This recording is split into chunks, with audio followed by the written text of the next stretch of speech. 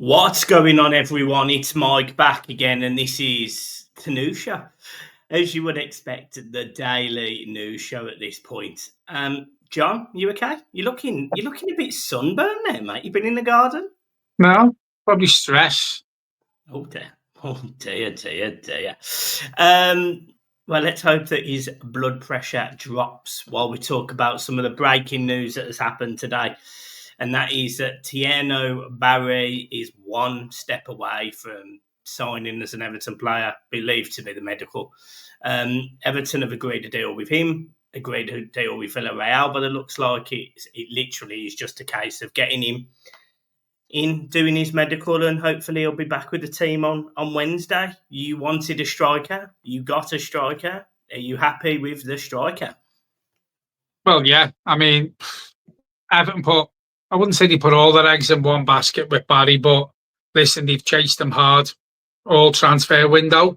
I think it's pretty obvious that when it was, you know, we weren't going to get Waltmead, I think Everton moved on to Barry, or, it could have been the other way around, Michael, because we don't really know who was their number one target. But what I will say is they did push more for Barry than what they did Waltmead. And I don't know whether that's because Bayern Munich entered the fray, and Everton thought we haven't got a chance of getting him. He wants Champions League football. So then they did put all their eggs in one basket with Barry. And listen, we expected things to move fast. It looks like they are moving fast. It turns out he was their number one striker by all accounts. You need to get this over the line now. Get it done. Get the medical done.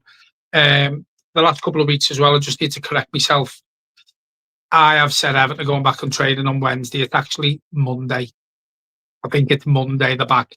So it gives us a bit more time to get a few more faces in the door, hopefully, and they can join up with the squad on Monday when they do return to Finch Farm. But listen, we've been screaming out for a striker.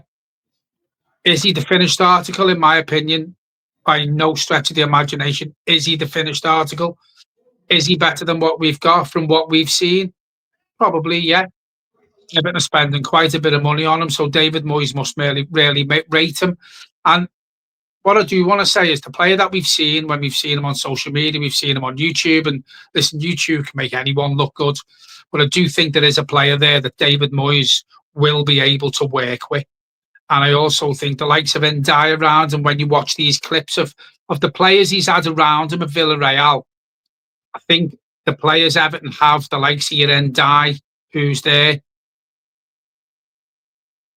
we will play to his strengths by using Illiman and Ndiaye, because he likes the ball through the middle. He can score with both feet. He can score with his head. As I said, is he the finished article? Probably not, no. But he looks more of an all-round centre forward than what we've already got at the club. Yeah, I think that's a fair assessment, and I think the other thing I would add is, again, it's bringing in a player that's capable of a resale value in the future as well. Which look, Everton want to move away from being this stepping stone club where they come in and we're sold, etc. But Everton are going to have to box clever for the next few years. Newcastle have had to do the same. Aston Villa have had to do the same. It's this PSR thing's an utter disgrace, if I'm being honest. With Chelsea being able to sign every striker under the sun, every forward under the sun. You've got Liverpool. To be fair to Liverpool, it's not as bad because I don't feel like they've had a summer where they've gone and spent 200 odd million many times, to be honest. So I'm not too bothered about that. But then you're going to have Man United who are going to be splashing the cash. You've got Arsenal, you've got Tottenham who are linked with everyone. So look, I think this is a sensible move. And I think that Everton need to progress. They need to think about this signing, and they need to think what's going to go around him. If Barry's the first cog, great. Branthwaite is another cog at the back. So we need that youth and that quality in the middle of the park as well, just like we've got it on the left in Ndiaye, and we need somebody else. The rumours for a right back have gone quiet. The rumours for everywhere else, to be honest, has gone quiet. We've been mentioning about Tom Fellows, but the David Brooks deal to West Brom fell through yesterday, is my understanding. So Tom Fellows is not going to be leaving West Brom until they've got a replacement. So, Everton have got to move quick. Me and Millsy said this on our video. We've got to move quick before the Accrington Stanley game. So for me, this is the first of 3 or 4 before the 15th of July, in my opinion. I think you've hit the nail on the head where you say you've got to box clever, because we've said on here many times, and I'll say it again, we can't go out and spunk 200, 300, 400 million pound like Chelsea are. And they've signed Pedro today on a 7-year contract, and I thought he got told he couldn't do that. So every player that anyone else goes after, Chelsea is signing. And I'm telling you now, I wonder how Liam Delap's feeling. Because again, you've signed someone who can play in that position. Liam Delap plays, and they just seem to be signing every man and his dog. And you're quite right with what you say. PSR is not worth the paper it's written on unless you're Everton, unless you're not Forest. It's an absolute disgrace. It's got to be the same rules across the board for everyone. Or, as we've said on here, Everton be ballsy. And if they try and pull us on and say, well, hang on a minute, look at the other clubs, how have they done that? You tell us how they've done that, and we'll do the same. But, it depends who you are out of this Premier League, whether you get punished or not for overspending. And I think it's plain and bluntly obvious that that is the case now. It's not worth the paper it's written on. And again, Everton can be ballsy to a certain extent. But as you're quite right with what you said before, we've got to box clever, because we can't put ourselves in the situation that we have found ourselves in. No, I was just looking at some of the other links, and there's tentative links with various players, but I think the big one is Barry. The other thing I just want to mention before we go deeper into the video is obviously we've got our channel sponsors, Flyers Indoor Golf. They're sold out in car parks now. Sold out in car parks, so that's it. They may have the odd couple towards the end of this process this next few weeks, but at the minute they are sold out. But that does not mean you can't just go in there on a match day for a drink. So guys, make sure you go in there, make sure you come and say hello to us. It's literally walk in, have a drink, a chill out, whatever. It's just a bar with food. So there's no difference to going in, any of the bars that you go into now. It's just this one is a different bar because it's in a different place. So just make sure you go over to Flyers and come and have a drink with me and John.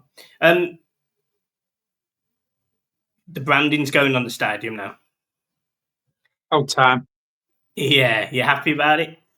Well, yeah, it needed something, didn't it? It's starting to look real now. They've started putting the Everton badge on the wall today, and I watched one of the drone videos yesterday, and someone was saying there's scaffold scattered around where that grey wall that goes round, and he reckons the scaffolding getting put up now so the branding can start go on that concrete wall that, let's be honest, is an eyesore. I think once they start doing this branding, things will move forward. Now, I don't know whether they're having lettering on seats. That's another thing. I think they probably should, because it looks a bit plain otherwise. Everton have been also fitted out with their first ever tunnel, I think it will, that I can remember. I think it looks quite good, to be fair, but you've got your normal moaners on Twitter or X or whatever you want to call it, moaning about us having a tunnel. Listen, if that's you, you're entitled to your opinion, but have a day off. There's more going on in the world than to moan about Everton having a tunnel. Jesus Christ. Some Everton fans make them moan about anything and everything. Hey, if that's all we've got to moan about, John, the club has progressed significantly over the last 6 months. Just be happy then. Just be happy, it's the same people all the time. You think, Jesus Christ, more to worry about, need about 14, 15 players in the moaning about a bit of plastic that's going to be pulled out twice a game. Well, yeah. The other thing I thought it'd be worth touching on is when you look at this squad now, and we've been linked with these right backs and these right wingers and the centre midfielders and all of this, and we've got these 4 loan options, but obviously we've also got January. We're building this strategy, this future. The question I'm about to ask you is, how ambitious do you think the Freaking Group are now going to be in this transfer market? Well, I think it goes without saying they've got to be ambitious because we can't stand still. We've got to progress. They've got to prove to us Everton fans that PSR is a thing of the past, because only they can do that, because they're the ones who are supplying the cash. David Moyes quite openly said, not long after he'd come into the club, actually, that there is money being made available to spend. You know, you listen to one of the Freakins' first interviews, or it was the chief executive, Watts, I think it was someone anyway, and he said, you know, the Freakins are ambitious and they want to put this club back on the map and they want to restore its former glories. The only way you do that is being ambitious, and the only way you be ambitious is by spending money. So Everton have to be ambitious. We're going to have to be ambitious and ballsy for the foreseeable future with transfer windows. Won't happen in one window, we've said that. I think we'll get more quality in this window. I think we'll use our loan quota. And I also think they may leave some money available for January as well. Or we might spend the cash, bring 2 loan players in, and leave 2 loan options for January. I don't know, but either way, Everton are going to have to utilise every transfer window for the next couple of years, because we can't stand still. We can't afford to stand still. A brand new stadium, David Moyes has come in, brand new owners. They've got to show that they mean business, and the only way they'll win the Everton fans over is by being ambitious and splashing the cash. You know, we have Everton fans, and me included. I mean, the stadium could have been better named. You know, you've joked about that, but I don't give a shite what the stadium's called. To me, it's Bramley Moor.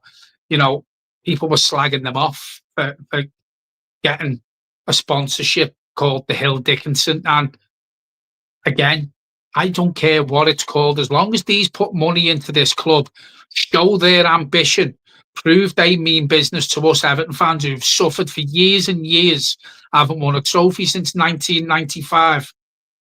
They can show their ambition by putting Everton back on the map.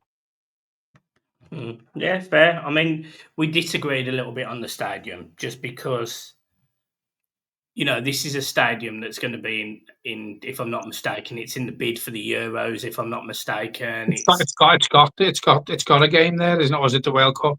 Yeah, so, you know, it's got that. It's going to be used for the rugby. It's just, for me, the opportunity for the global brand recognition, and it doesn't even have the word Everton in the title. I think stinks. I think from a marketing perspective, it stinks. I think it was a really short-sighted move when you want to put Everton on the map from a marketing perspective.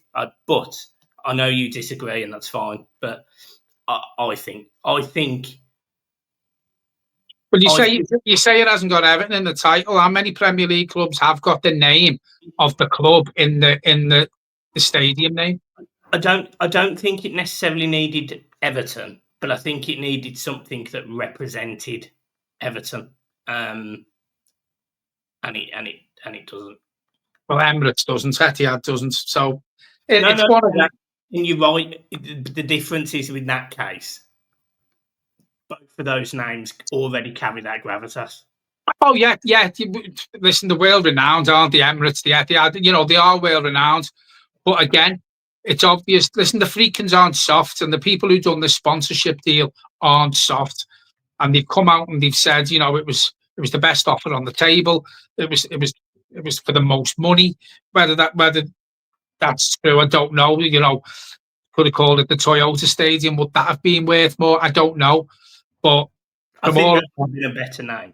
I think that would have been a better name. But would they have put as much money in as Hill Dickinson? Don't know. You know, it's one of them, isn't it? I think we've just got to learn to live with it. It doesn't matter why. I couldn't give a shit what's plastered all over the ground. I'm still calling it Bramley Moor anyway. Yeah, mate. I think other people will.